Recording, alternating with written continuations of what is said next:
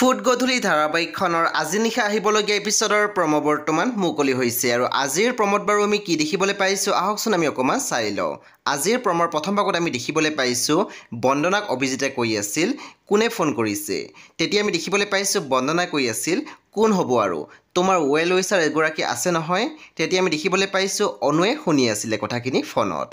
তাৰপিছত আমি প্ৰম'ত দেখিবলৈ পাইছোঁ অভিজিতে বন্দনাক কৈ আছিল তুমি যদি নিজে শান্তিত থাকিব নোৱাৰাই তেনেহ'লে তুমি ঘৰখনতে যি ইচ্ছা তাকে কৰি থাকা, কিন্তু তাৰ কাৰণে আনক ব্লেম দি অশান্তিৰ পৰিৱেশ সৃষ্টি কৰিব নাহিবা।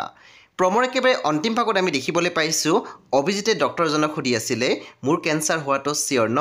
তেতিয়া আমি দেখিবলৈ পাইছোঁ ডক্টৰজনে কথাখিনি শুনি আছিলে। চ' বন্ধু বান্ধৱীসকল আজি নিশা 8:30 বজাত ৰং টিভিত আহিবলগীয়া ফুড গধূলি ধাৰাবাহিকখন খুবেই বেছি ইণ্টাৰেষ্টিং হ'বলৈ গৈ আছে। চ' আপোনালোকে চাবলৈ একেবাৰে নাপাহৰিব। পৰৱৰ্তী আপডেটৰ বাবে আপোনালোকে আমাৰ চেনেলটো ছাবস্ক্ৰাইব কৰি কাষত থকা বেল আইকনো টিপি দিবলৈ নাপাহৰিব।